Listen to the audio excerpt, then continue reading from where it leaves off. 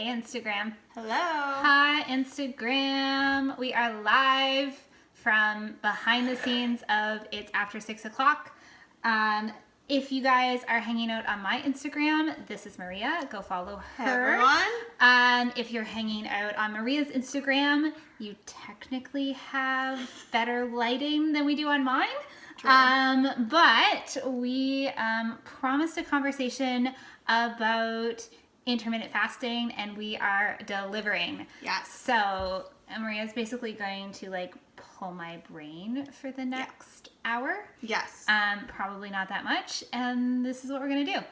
Totally. Sound good? Yes. So basically this all kind of started just from conversation with some friends. I mean, we all know that intermittent fasting is totally the hot topic right now. Mm-hmm. So who'd better ask than my friend Ashley, who obviously is the hormone queen. So I've kind of read some things here and there. You probably have seen it too. Intermittent fasting as a woman is a little bit different, and we can kind of mess up our hormones sometimes. Mm-hmm. So just a little. Yeah. So just a little. Let's ask the hormone queen. So Ash, tell me a little bit about where this intermittent fasting thing has come from. Why is it a craze right now? Well, this is the funny thing about intermittent fasting is intermittent fasting has been around for hundreds of years. Okay. When you actually look back into Middle East cultures, into Lebanese cultures, you actually see any culture that has really celebrated anything religiously, like Ramadan. Totally.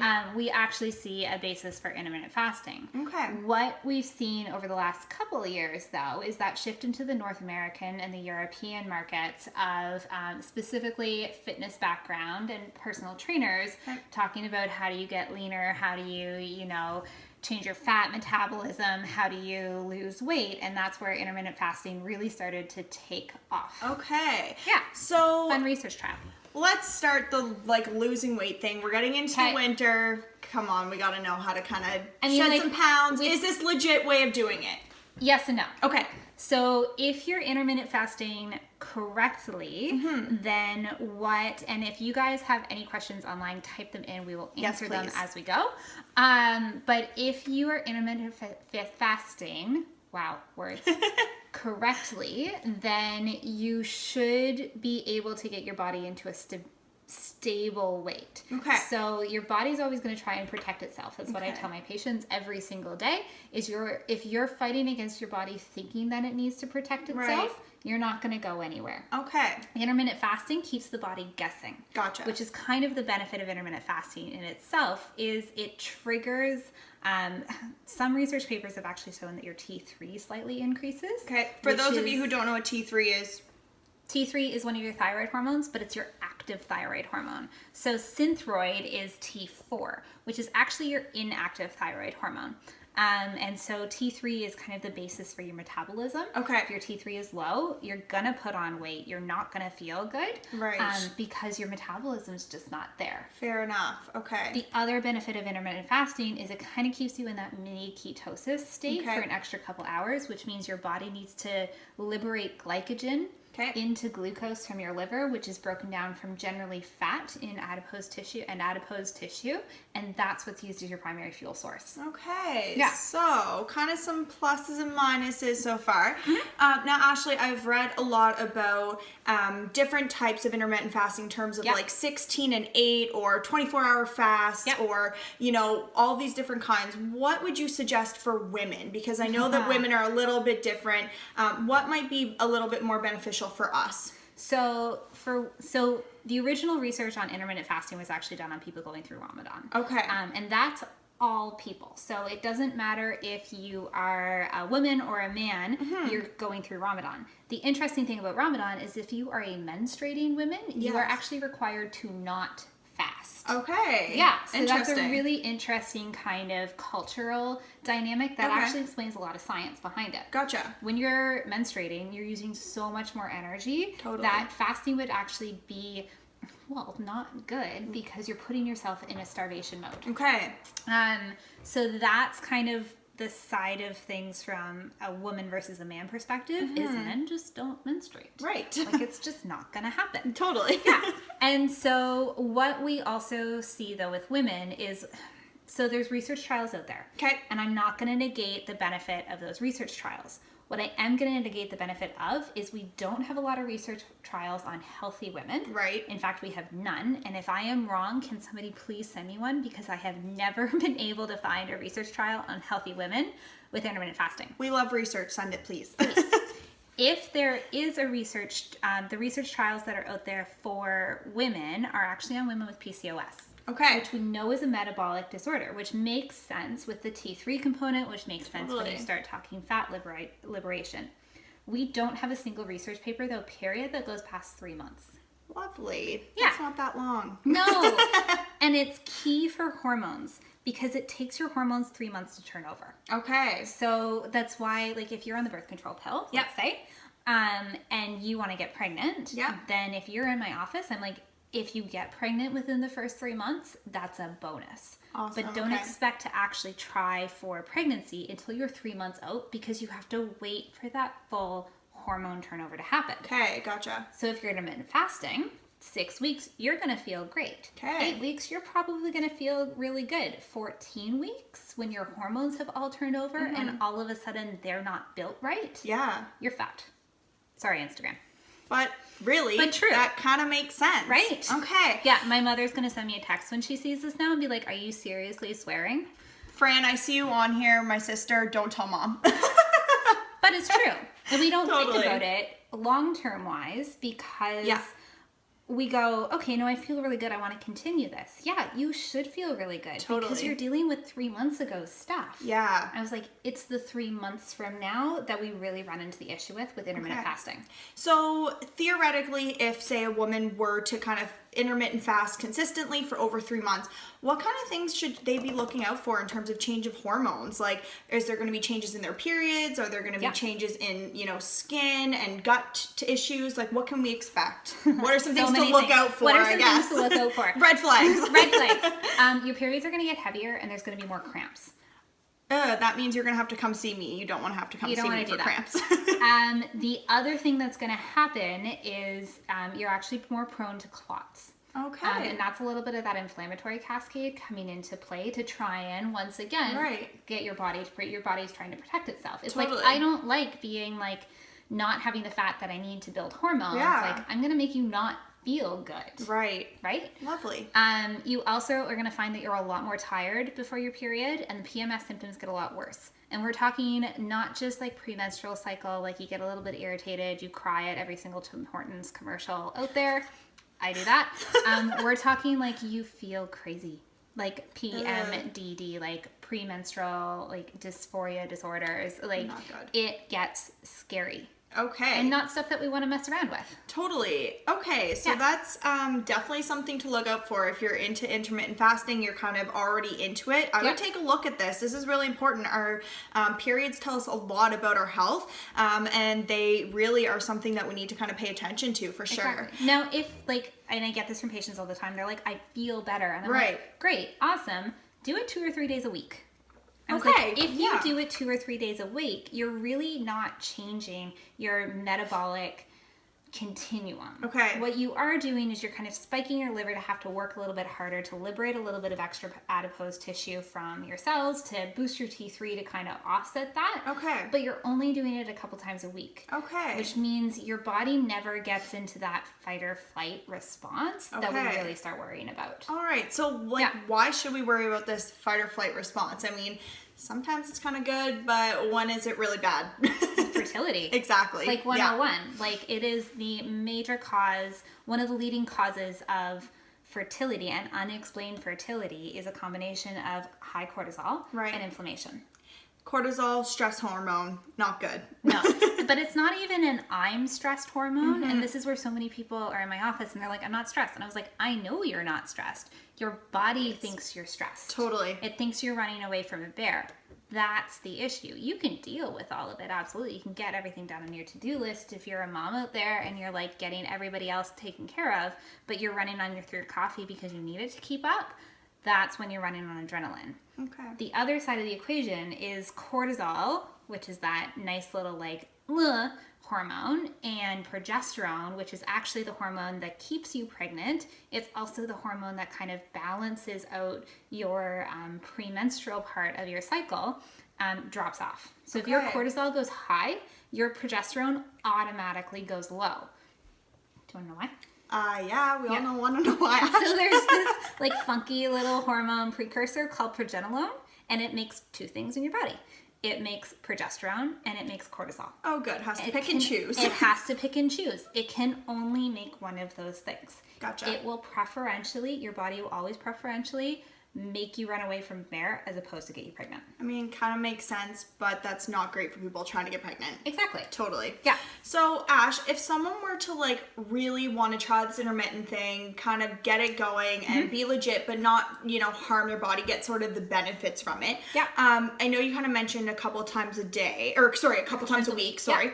Yeah. So what kind of hours are we looking for? Like, what do we need to do? How many hours are we not eating or fasting for to ensure that we're getting kind of the benefits from the intermittent fasting? You really want 16 hours of fasting, 8 hours of eating. Okay. Time. Yeah.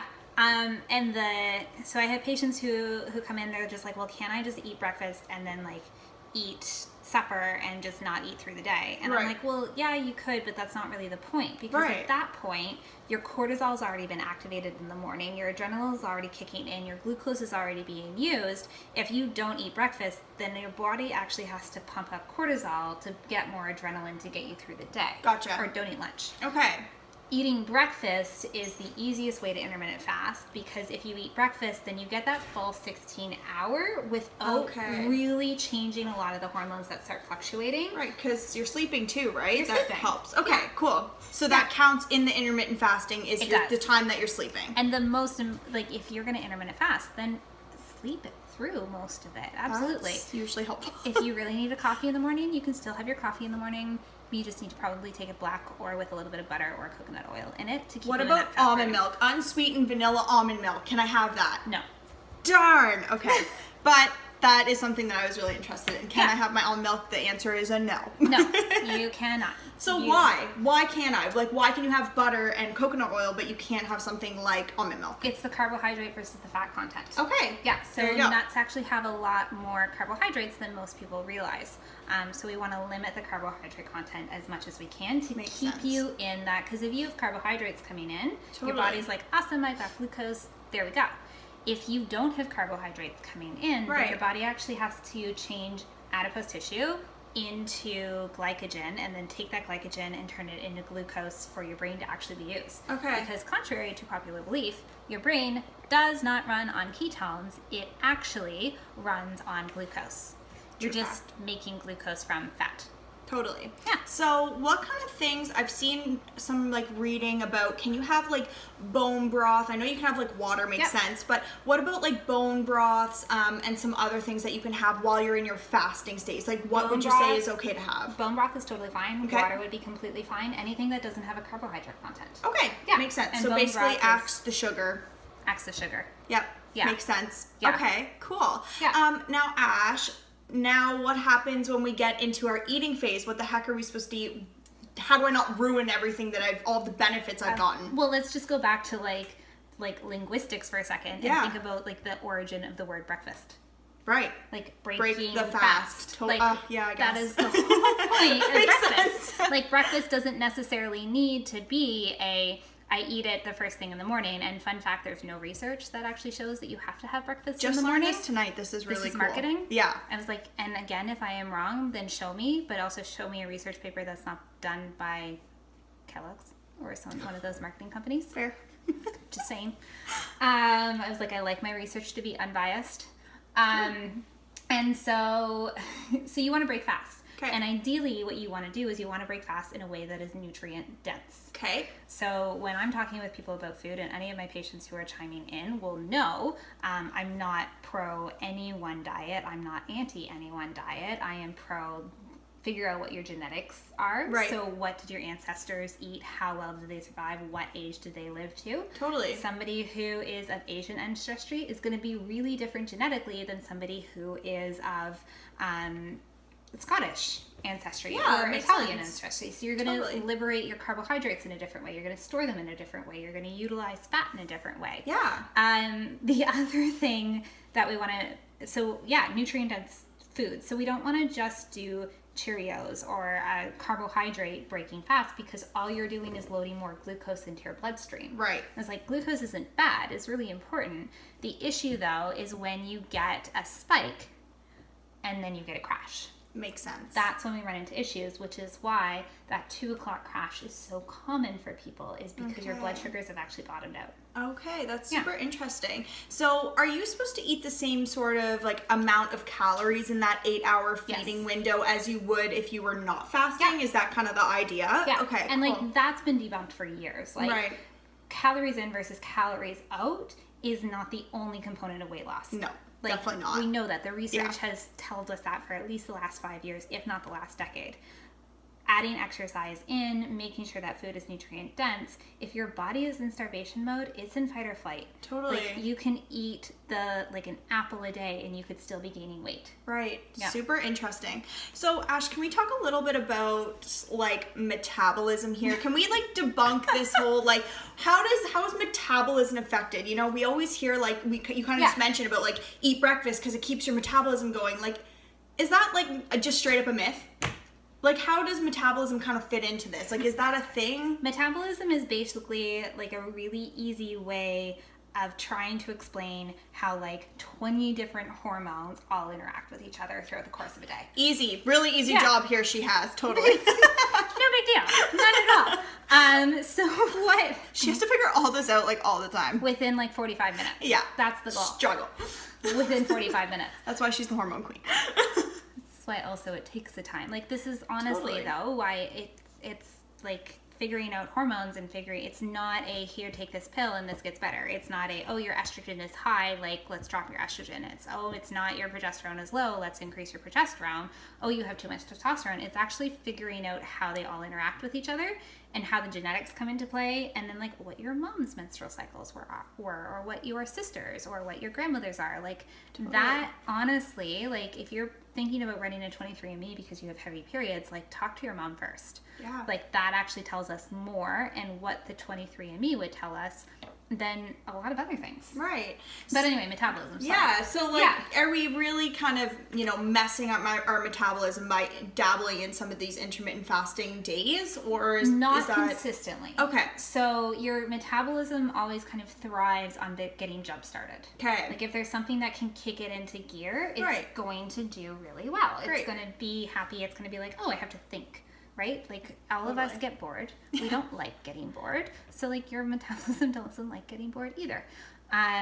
What you want to do though is basically keep it guessing. Right. Especially when you start pulling in estrogen and progesterone. Totally. Because if your metabolism just has to guess once in a while, it's like, oh, that's fine. Don't worry about it. We'll go back to norm. Okay. If it has to make a new norm, and that new norm is actually going to be detrimental, that's where we have the issue. Gotcha. Okay.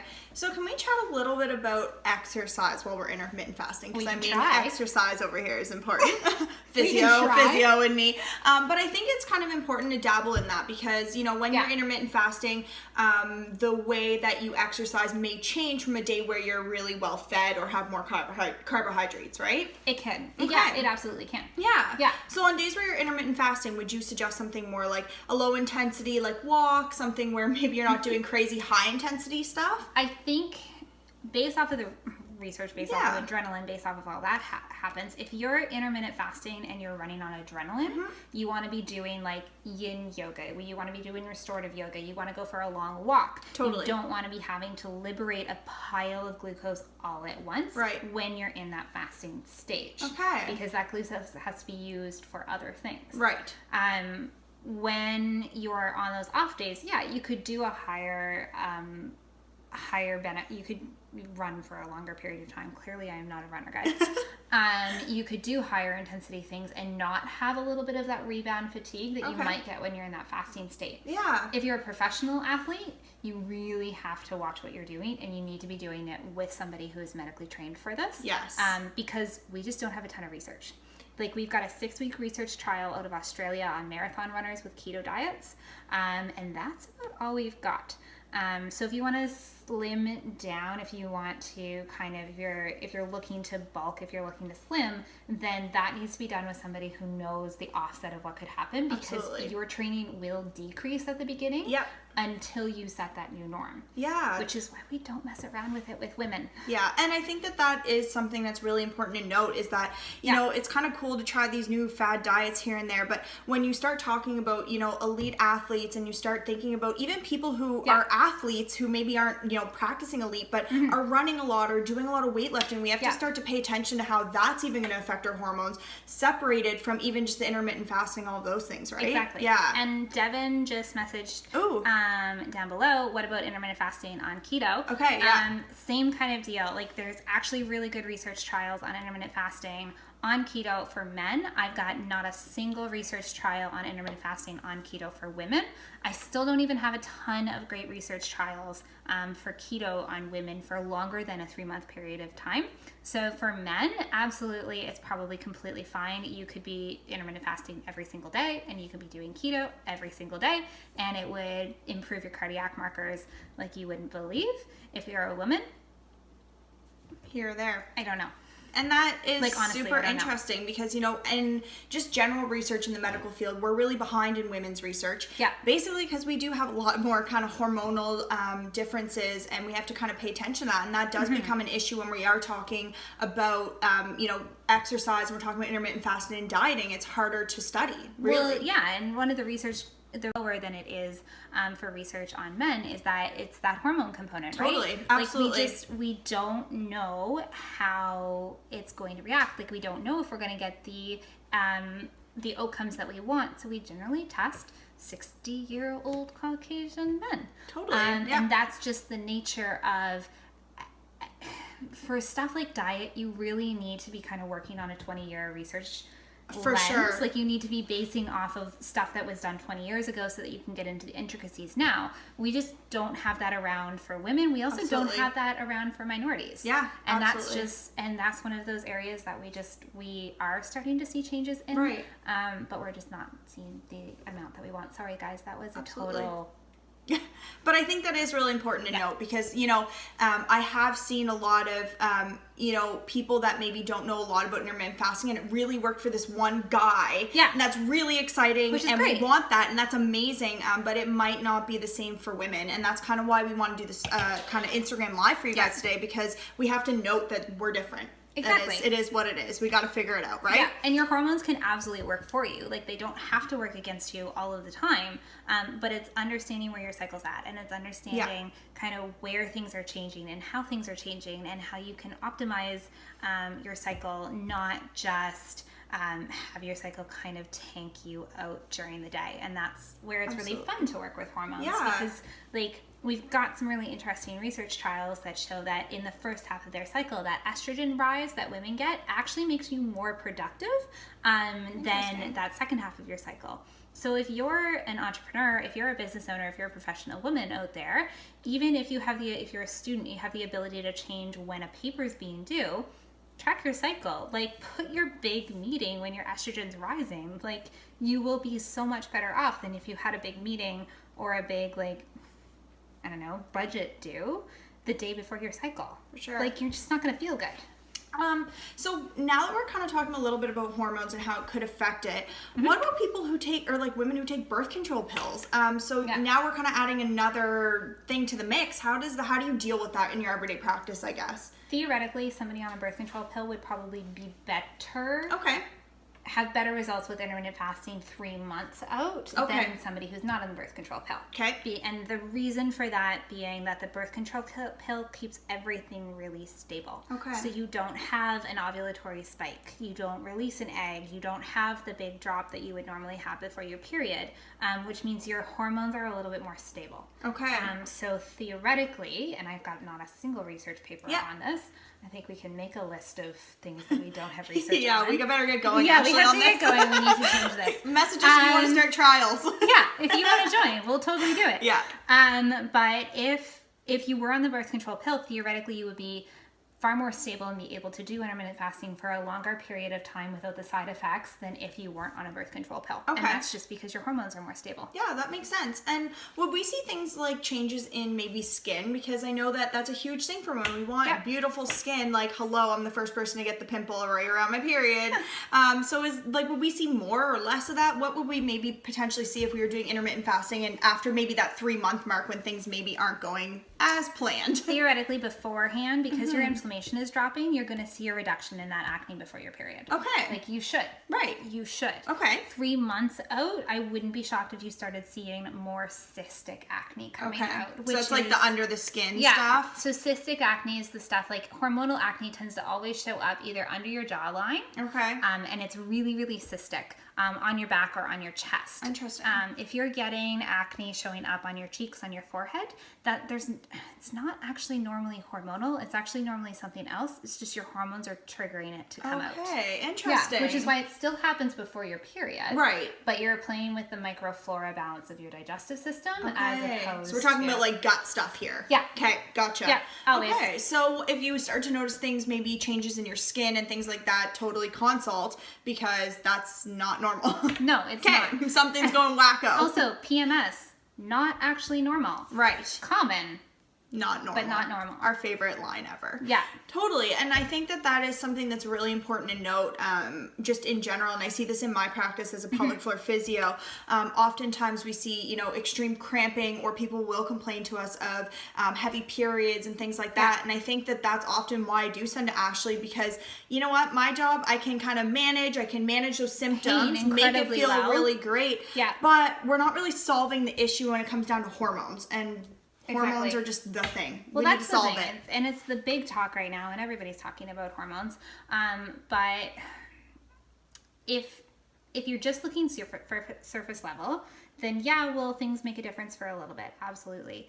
But things like acne, things like hormones, they're all so much larger of a mountain to climb. Totally. In a way that it's just you can try and climb that mountain on your own with just a pair of sneakers, but what happened if you had a guide? What would happen if all of a sudden you had a tunnel through the mountain? What would happen if all of a sudden you had a group of people that you were climbing with? Totally. That's where pelvic floor physios for what we do comes in handy is because all of a sudden you're not just focusing on one thing, you're actually getting to the root of the problem. And that's the thing, she even said 3 months for hormones to start to regulate and kind of get where they need to be. And you know what, management and decreasing that cortisol level can be really helpful, and that comes with decreasing pain. It does go really hand in hand, especially in my practice and your practice, and Maria and I have seen enough patients together that we know what works. Totally. And do we get it right the first time? No, but nobody should come out and say, I know how to fix it right away. Nope. What people, especially your medical practitioners, should come out and say is,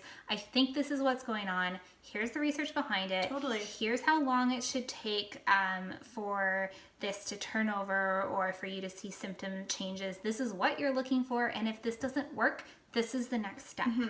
Yeah, totally. One of my favorite things to say, I actually got this from another physio, was I love when you come back either flared up and worse or a bit better, because then it tells us something. I know it tells us exactly. It tells us something. It tells what works for you or doesn't work for you. Yeah. And if it doesn't work for you, leads us more in the right direction, And I think that in everyday practice, you have, you're trialing and error what's going to work for your body. Not everybody's the same. And basically the reason why we're doing this, men and women aren't the same, so you can't expect, every woman in itself to be the same, right? Exactly. So totally. I think that's really, really key to mention. Yeah. So then a couple other one more thing to point out. And again, guys, if you're just joining in, we're chatting about intermittent fasting, we're chatting about hormones, and we're chatting about specifically intermittent fasting in women. Yep. And what you need to know. If you're on my Instagram, questions. I'm sorry, it's dark. I can't do anything about that. Maria's is better. Send your questions along. We want to answer them as we go, too. Yeah. If you're just joining, and ask them. But I get this from patients a lot. They go, okay, so I got my hormones tested and they're fine. Mm-hmm. And so my first question is, okay, what day of your cycle did you get your hormones tested on? Yeah. Bet you get a lot of blank stares on that one. They're just like, well, whenever. And I was like, okay, cool. So if you're testing estrogen, if you want to get anybody to test your hormones, you need to ask them for different requisitions. Your estrogen should be tested on day like 10 to 12-ish, assuming you have a 28-day period. I'm saying that because that's the one that everybody knows. A normal cycle is anywhere from like 24 to 39 days. Yep. It just has to be consistent. So fluctuate yours based off of what your cycle length actually is. So if you are testing your estrogen, it needs to be when estrogen is rising, which is that day 10 to 12-ish. If you're testing progesterone, you need to be testing it when progesterone is rising, which is that day 17 to 19-ish. If you're testing FSH, LH, those all have to be done on day 3. If you're testing testosterone, that can kind of be done whenever, but it will be higher in the morning, it will be lower in the evening. And that's actually also true for men. So if you're testing cortisol, like, don't drink a cup of coffee before you get your cortisol tested at the hospital because it will spike it. Totally. It should spike it should have spiked and be normal when you wake up. So if yours is normal and you got it tested at 10 o'clock in the afternoon and it's 20 points over normal or within that normal range, that's not normal. Like, it's taking you until 10 o'clock after waking up at 6 a.m. to feel like a normal person. No. So this is... we lost Maria. We're back. Okay, we're back. We're back. So these are really key things that we need to talk about with hormones because, like, if your estrogen and your progesterone are fine and you had them both measured on day 15, that doesn't tell me anything. Totally. That I don't know how they're interacting with each other, which is kind of what we're trying to figure out. Totally. And I think that's huge, right? We need to kind of know these things, and I think we're not always aware. And so I think that it's really, really good to know and pay attention to these things. So if you do get blood work, even just make a note of it so that next time you bring it into your naturopathic doctor, they can know where you were, what things now knowing where you were at that day, what can we test next, And I think that's really important. And that's where like I'm sure you have your favorite period tracking apps. Oh yeah. So I like Clue. I like that one too. Yes. Yeah. Only because it's not pink. Yeah, I know, right? Like why does everything have to be pink? I was like, I don't need the pink in the flowers. I need something that's functional. I love Clue. It is one of my favorites. But it has an area for notes. And so if I'm getting blood taken on a day, I literally write it into my period tracker. Oh, that's smart. Yeah. Totally. That makes so much sense. Because then it's right there. And same goes, this is a little off topic, but around your period too, I find a lot of people notice changes in incontinence or pain. And that's really helpful for both of us because that gives us a huge idea on what kind of things you need to work on hormonal wise and also the best times for you to come into clinic to get treated, right? Exactly. So those things are really important in terms of periods and in terms of cycle. Yeah. So if somebody gets really bad cramps and headaches, like I like seeing them week 3 to get an IV drip with magnesium and glycine in it, which kind of kicks all of those neurotransmitters into gear. Absolutely. You like seeing them right as your cycle starts. Absolutely. I love seeing people on their periods. I find people come in like keeled over and then you may leave still a little keeled over, but that night you're going to feel amazing or even the next morning. I also love seeing people around ovulation. There's oftentimes cramping, things like that around ovulation. So that can be really helpful too. But if you have painful intercourse, I actually love seeing you after your period. Things seem to be a little drier. That can kind of be a little bit, elasticity isn't great. You kind of maybe didn't drink as much water as you probably should have because you're chugging coffee to get your energy up during your period. And sometimes your pain and painful intercourse, the tissues just don't have the elasticity. So those are some times that I just notice kind of clinically that I love to see people. Which is where kind of we both come from, which is why we love working with women. Yes. Which is why most of us generally only treat women. Is because you need to know it and you need to see enough people so that you can make those clinical judgments because we know the research only goes so far, which means that if you're coming in with heavy periods and clotting and cramping and a ton of pain and you're getting a period that lasts for 10 days, well, chances are I've seen it before. Yeah. And you're going to see her. If you come in to tell me that, you're going there. just for forewarning if you're coming to see me. Yeah. Forewarning. Yeah. Okay, so we're going to put a post up on both of our Instagrams. Yeah. If you've got any other questions based off of this Instagram live, post them there. We will happily answer them. Definitely. And just don't let your hormones get you down, guys. No. Don't do it. Trendy things are cool, but that's why you ask professionals before you do it. Exactly. Because if I didn't, I probably would be feeling really dumpy right now. And just putting this out there, most people's benefits do turn over December 31st. True. So if you have benefits, let them benefit you. If you don't, it is actually income tax deductible. And yes, it is. I am is. telling you this because you deserve to know. I agree. So happy hormoning. Yes, thank you, Ashley, so much for answering all my questions. Oh my God, anytime. Yes. Seriously. All right, guys, thank you so much for tuning in. Bye.